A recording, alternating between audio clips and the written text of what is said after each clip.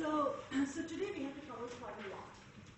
Now the first hour I'm planning to cover the actual topic, which will be covering theorist Christopher Hoyer, Rossi. I'll just be mentioning them in relation to this whole idea of city as a museum. So first hour will be that, and then I'll give you a 5-minute break, and then we'll continue with the assignment and a small lecture in relation to the assignment in terms of what do we mean by performing bodies? How do we perform space? How do we understand a space through our bodies?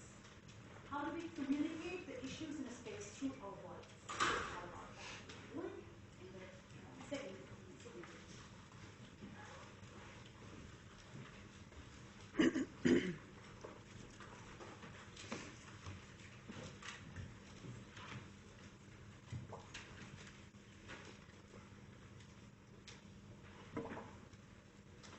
So I hope it's working, the microphone.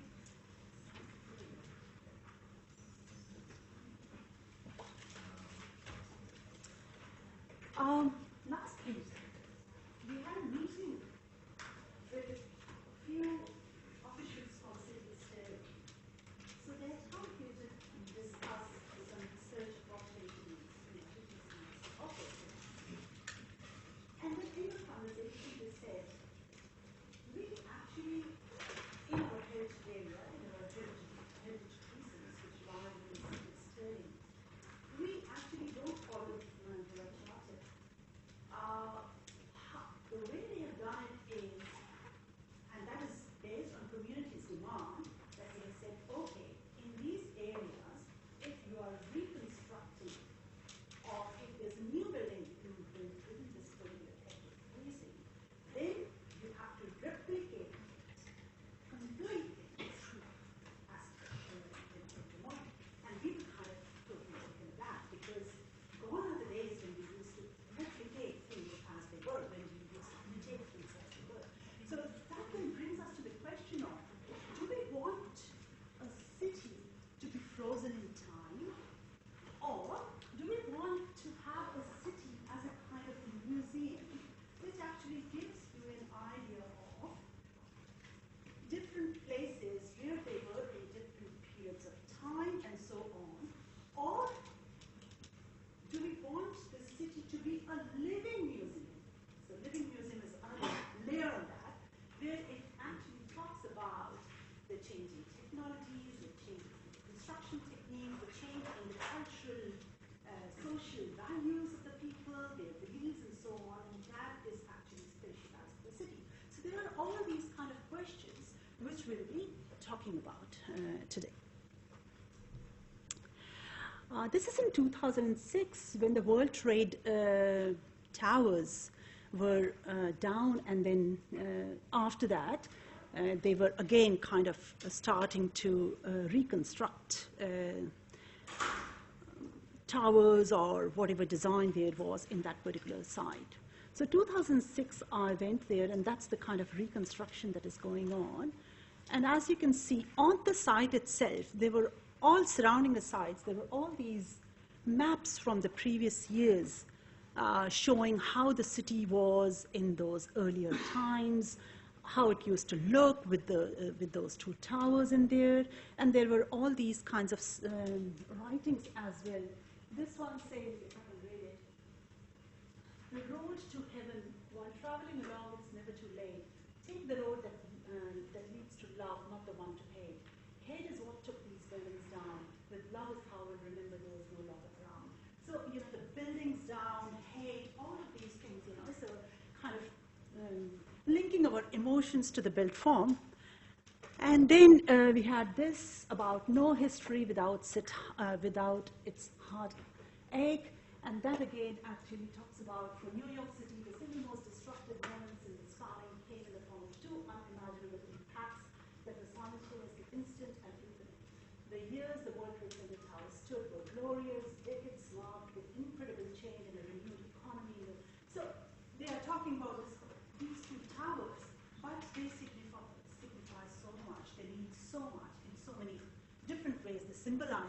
events during those particular times, and so on. And then there was this thing about, as well, recovering pieces of the past, small little thing. You know, these gates in here, or the subway marker, or the community bicycles, so all of these small little things, small little physical artifacts which actually start connecting the people to the place. And this is pretty interesting because we never see the built environment as only physical.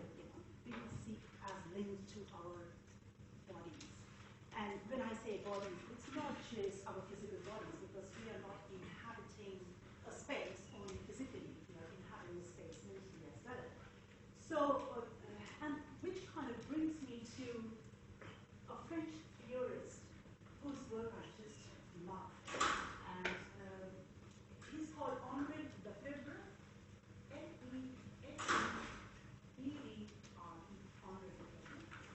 he's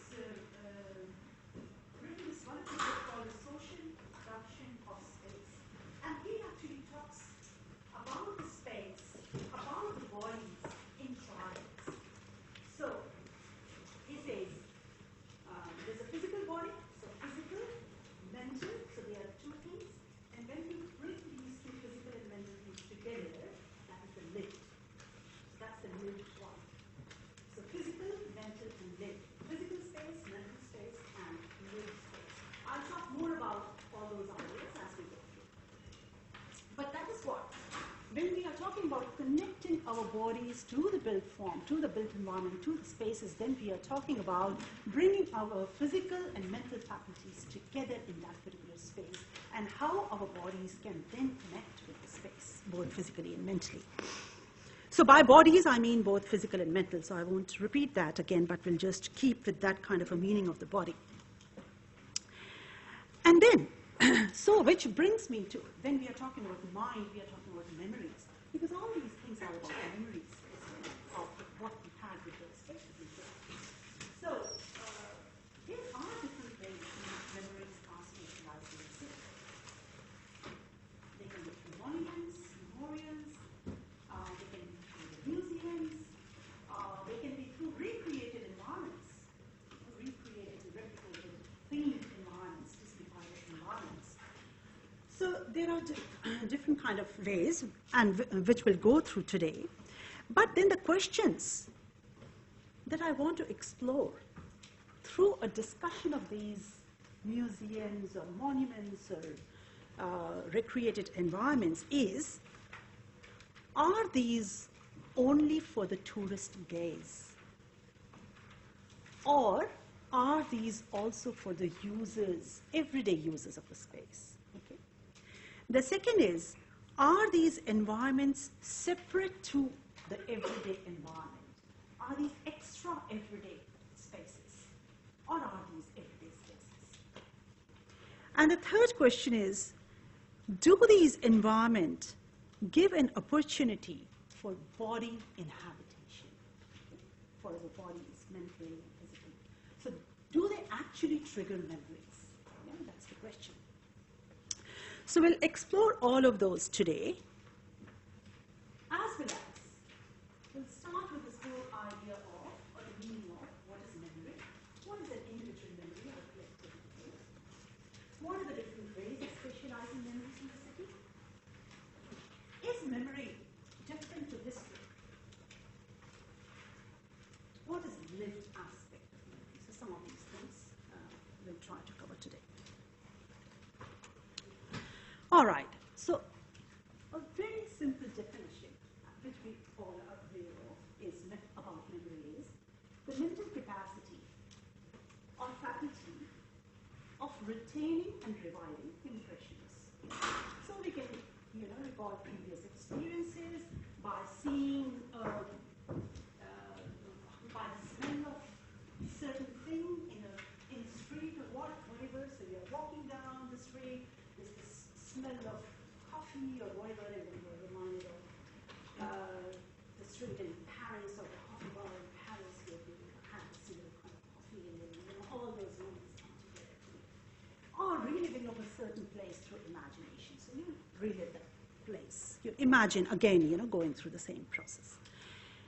Now, I talked about cell. It could just something really small, like a crack on the wall, which actually reminds me of when I was really small, when I used to play hopscotch with my friends, and there used to be a crack, very long, this kind of a crack on the pavement, which used to work as the marker for the hopscotch thing. And so, just looking at that, I'm reminded of my house, the paved pathway, the friends, some activities which I used to do with my friends, and so on. So just a small little trigger, and all that particular folder in my mind is opened, and all those kind of memories are brought in. But that is an individual memory, all right? So that's an individual memory. An individual memory is different for everybody, okay? It could be of your private space. It could be of your public, of a public space as well. However, for a collective memory, and that's what Maurice Helford says, collective memory is a part of community's active life. So active is, that word active is really important. You need to understand what collective memory is. Now, say for example, if you're talking about, say, Perth CBD or the East Perth area, so, okay, Perth CBD. Now, for the indigenous community, they still carry on their rituals, their traditions in the area. They have got a strong association with the Swan River in terms of the water surfing. They have strong association with the peaceful area, the lakes, which are not really no more. They have strong association with the Swan Brewery area, the King's Park, and all of that. Okay. So still their traditions, their rituals, they carry on in those particular areas, and for them, the memory of that place is as a community, as a sacred place. That's what it is. Then if we look at my friend's grandfather, who must be for him and his other friends, it's about the military barracks used to be built. And so, for them, the memories for the Perth CBD and what it means to them is completely different to what for us as a business sense. Or now, since quite a lot of development is taking place with Elizabeth Peel, with the Northbridge Tunnel, bringing it all open, having all the culture brought in, maybe the next generation might remember it more as a culture than a culture. So what is happening is, we are talking about community, specific community, and that specific community is related to that specific time. So collective memory, in the collective memory, there are three things which are important: the community, space, and time. Now here the space is common, Perth CBD, but because of the time, the community changes, and that's what's important. So their memories change because of the same community in a specific time. So we really need to understand that part of collective memory. So if we've understood, which is pretty very basic in terms of what is collective memory and what is individual memory, let us now move forward to how are memories spatialized in a city.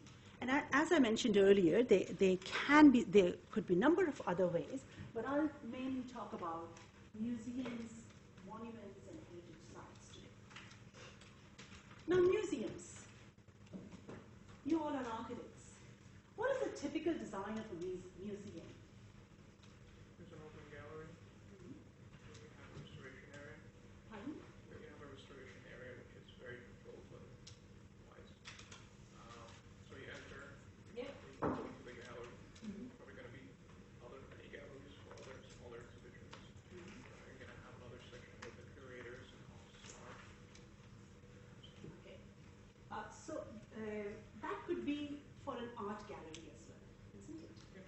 Now, is there a distinction between, say for example, Museum of Modern Art? Okay. Let's talk about specific museum. Museum of Modern Art. How could it be, how are the artifacts? And as you mentioned, there could be different galleries.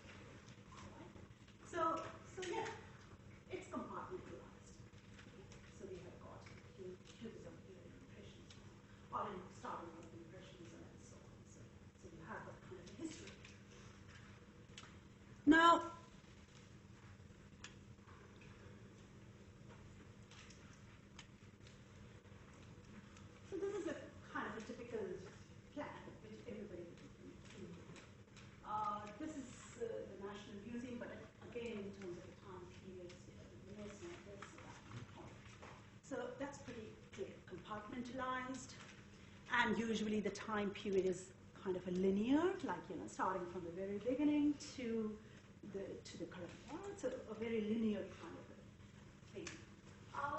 Now Francis Yates talks about the design of the museum, very much similar to how the ancient art of memory used to work. So this whole idea of memory was that in our brain, we've got different folders, as I mentioned. Looking at the crack, certain folder was open in the brain, right? And then all the memories of that particular time came rushing in. So what Francis Yates says is that we have got different folders in our mind, and those folders hold, he doesn't say the term folders, places, series of places, holding certain set of images. And when there's a trigger, we come back to this, come back to the folder, and all those images come rushing forward. All right? And that's what he says, that in the museum as well, it's a collection of all these artifacts which act as trigger. All right? So you might have Mondrian's painting, and it acts as a trigger. It automatically opens the folder, and then memory is not rushing. All right? So that's what he or she, Francis, might be she. So says that that's what, so the museum is spatialized in that way. Very compartmentalized, linear, and the third aspect of the museum is about the way you view the object. So there's a kind of a line, a barrier between the object and the subject. And you would have noticed, as soon as you go near to the painting to observe it, there's this alarm. So there's a kind of a barrier. There is a barrier where you become, that's the object, and you become the subject. So you're not totally immersed in that. You can't engage with the object. So what she says is that these three things really become important in the way museums have been designed till now. There are things which are changing, but till now it has been happening like that. But in terms of compartmentalization, now time is continuous, time is free-flowing. So how do you compartmentalize it? Say, for example, between Impressionism and Cubism, there might be some overlaps in which certain changes are happening and so on. So it's really hard to control or compartmentalize time. And that is being done through the curator's point of view. Right? So a kind of a history is being created for you, and that is the curator's from the curator's point of view. So you really don't know about the reality of that history or the authenticity of the history. So authenticity again becomes a big question mark in this. The next thing, what she says is that so time continuous, you can't interact with that particular object, and it is kind of mythical in a way because of that whole question of authenticity. So that is her critique about the museums.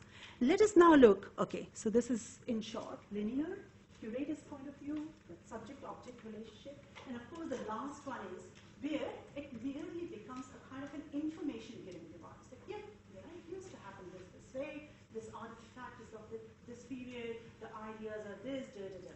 So it becomes more of an information-giving device rather than triggering your memories. All right, so these are the things. The next thing is about monuments. So Alois Grill talks about three values in a monument. The first is the use value, second is age value, and the third is historical or memorial value. Use value of the monument. Eiffel Tower. The use value is that it has got an observatory on the top, it's got restaurants, people go in there to have good views and stuff, or have a drink, or do it.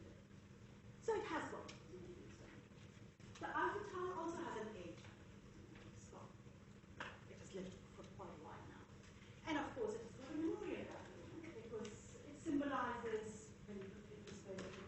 symbolizes about technology, about the engineering feat of that during that time, and it was a kind of a gateway for the World Trade period at the time it has.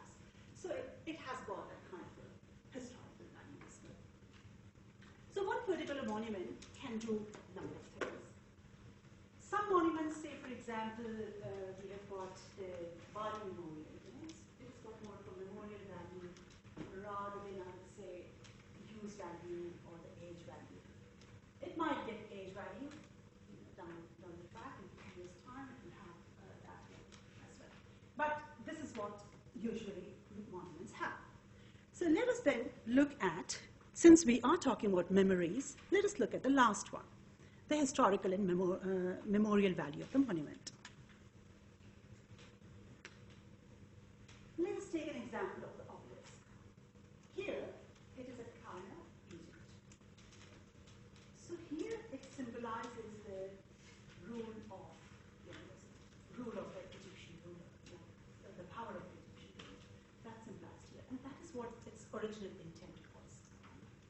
When it is kind of imported here in Paris, at place de la Concorde, the meaning, the signification of it changes. So the signifier is still the same. The language is still the same, but its meaning is changing. The signification is changing. So here, it becomes the, it starts symbolizing the power of the French colonial power. So one obelisk, one single column, it has got two meanings. In order to understand the meaning, in order to understand the memorial value of the monument, it has to be contextualized. It has to be contextualized. If we decontextualize it, then it's doing nothing. Okay, so it has to be contextualized. What Benjamin says is that because the signification changes of the monuments, it changes with the context. It has got, again, a very mythical integration for me. The second thing, again, is, are we viewing it as a tourist, or is it more for the everyday users of the space as well? So that's, again, another question which is being repeated from the first one, when we talked about the museums, all right? So two things we have to think. Signification and decontextualization, these two. So just keep these points in mind, and we'll come back and bring them together. Let us talk about the third thing now. The third is the recreated environments.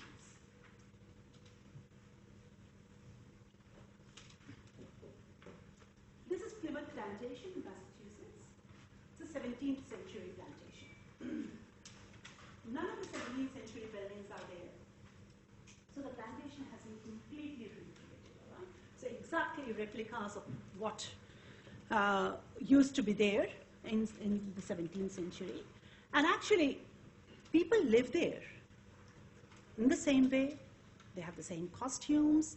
They do exactly the same, follow exactly the same routines like the 17th century people used to do. They cook in the same way, they eat the same things, and so on. So all the rituals, exactly the same.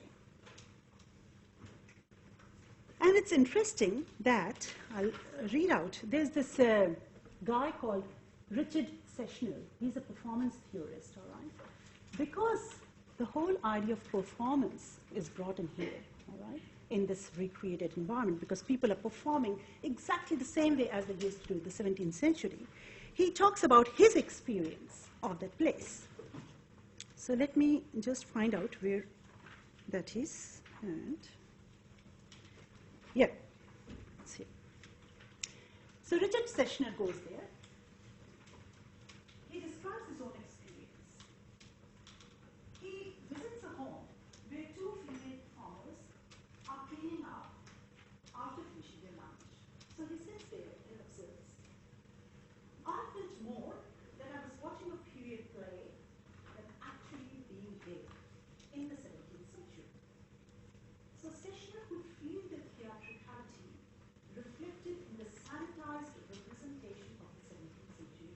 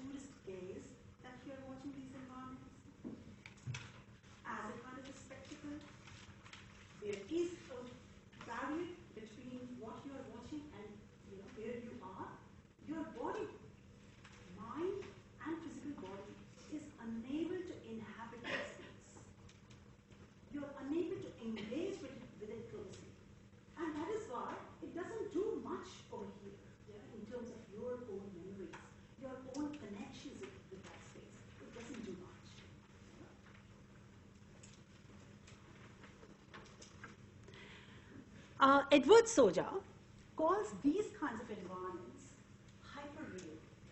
So there are two types. One is a real environment, a real, authentic environment, which you experience in your everyday.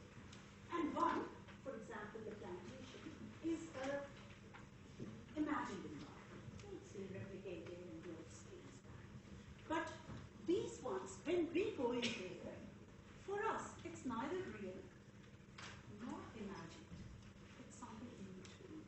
And Edward Soja calls these environments hyper-real environments, right? Because it kind of brings these two elements together.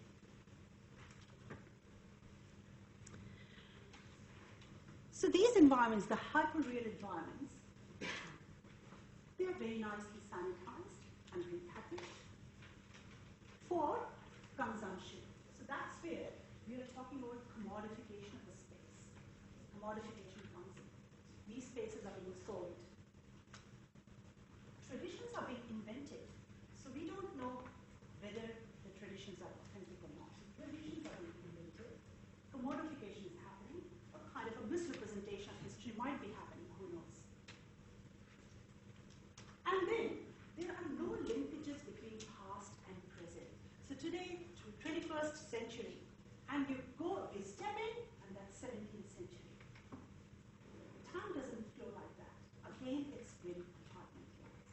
So that's where you see, again, similar kind of points, which we discussed for the monuments, for the museums are being repeated here. So what is happening with these environments? The key point in all of these are that sometimes they work as entertainment devices, commodified environments. Sometimes they work as information-giving devices, like the museums, the way this is done here. And sometimes they are not authentic at all. They don't signify correctly. Their signification is lost. It's mythical signification, as in case of the office. So three different things happen.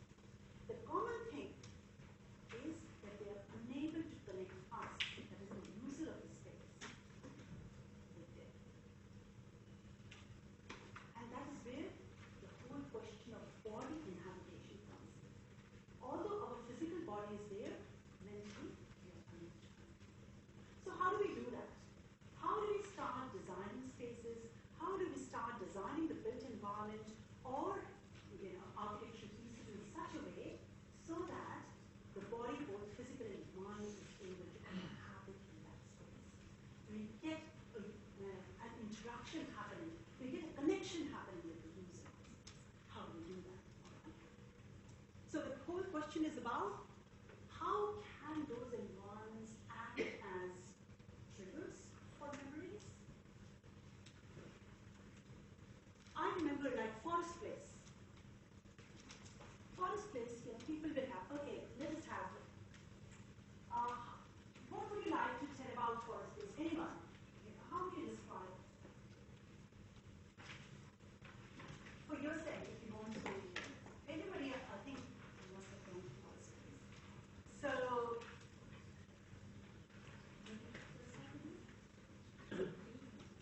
shopping.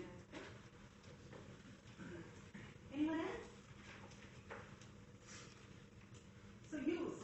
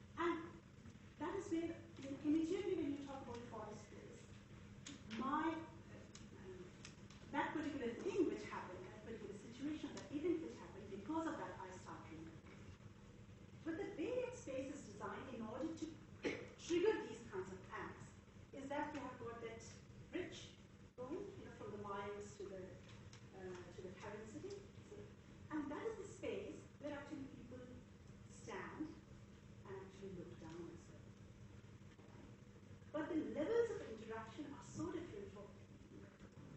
So if you're standing up on the bridge and looking at the activity which is going on, you are respected.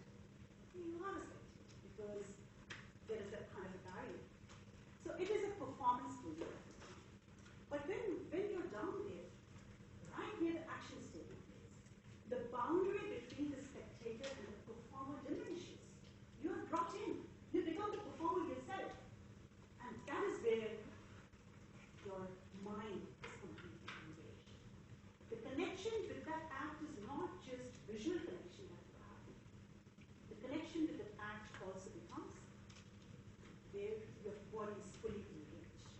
Visually, mentally, physically, spiritually. Do you get to see the small little difference in here?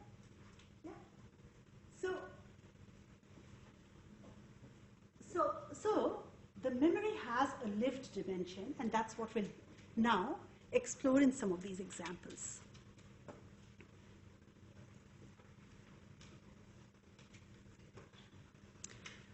Okay, let us take this example. This is Vietnam's War Memorial in Washington. Has anything been here? You have read about it? Yeah. So this was, of course, designed by a fifth-year architectural student, and her designs were selected, and she won the competition, and this was great. Now, this is the mall, the main Washington Mall. When you go there, it's not just that granite wall that you see, also a whole line of people which you see. So there are two things happening. That physical space is not just the piece of wall, but also the bodies which are around. So that's number one. So it's plain wall, granite wall. But because of the use of granite, you can actually see your reflection in the wall. So in a way, when you're standing right in front of it, you're part of the wall. Okay?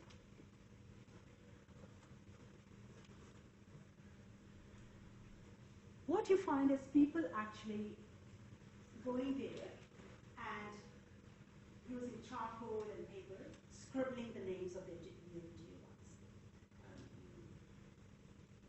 The way Byron did the names